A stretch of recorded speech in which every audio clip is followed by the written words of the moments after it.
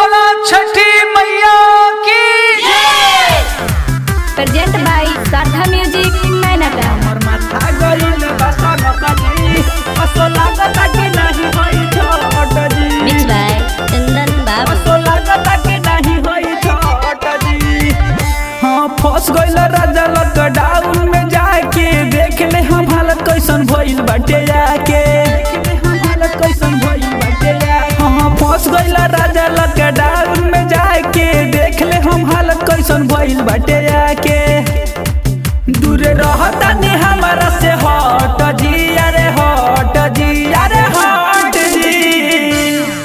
हमर माथा गइल बसनक जी असो लागता कि नहीं होई छठ जी। हमर माथा गइल बसनक जी असो लागता कि नहीं होई छठ जी। असो लागता कि नहीं होई छठ जी। मिक्स बाय चंदन बाबू।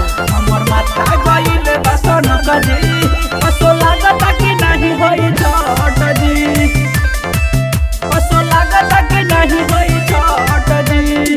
छोट का लइका खातिर भखनी हम कोसी अभिनो से आवे खातिर रउआ कुछ सोची कुछ सोच। छोट का लइका खातिर भखनी हम कोसी अभिनो से आवे खातिर रउआ कुछ सोची।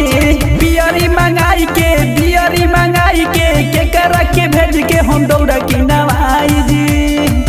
देरी होता आई रउआ झटपट जी अरे पट जी झटपट जी। हमर माथा गइल बसनक जी असो लागता कि नहीं होई छठ जी। हमर माथा गइल बसनक जी असो लागता कि नहीं होई छठ जी। असो लागता कि नहीं होई छठ जी। हमर माथा गइल बसनक जी असो लागता कि नहीं होई छठ जी।